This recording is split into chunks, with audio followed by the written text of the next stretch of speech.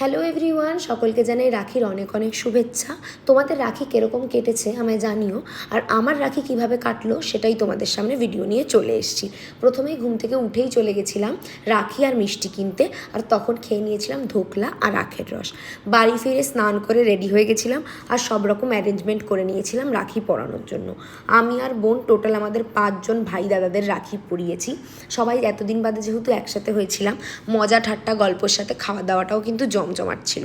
প্রথমেই এসেছিলো আমাদের শো স্টপার আজকে, সেটা হচ্ছে ইলিশ মাছের লেজ ভর্তা, যেটা যে কি অসাধারণ খেতে।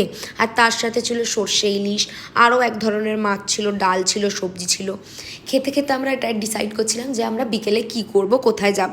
তো আসলে বছরের 3-4-5টা দিনই আমরা সবাই একসাথে হই, তো সেটাই আমাদের কাছে উৎসবের মতো। তো আমরা চাই সেটাকে সবসময় এনজয়ই করতে। তো আমার যাওয়ার একটাই জায়গা স্টার মল, কারণ আগের দিনই আমি স্টার মলে দেখেছিলাম একটা এক্সিবিশন হচ্ছে, কিন্তু অতটা টাইম দিতে পারিনি ওখানে।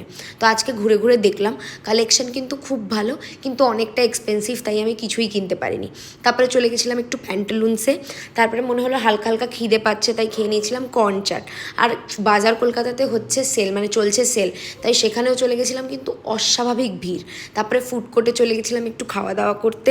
খেয়ে নিয়েছিলাম pizza, French fry, cold drink আর একটা ছোলে বাটুরেও খেয়েছিলাম। তো তারপরে ডিনার করে আমরা বাড়ি ফিরে চলে এসেছিলাম। Thank you.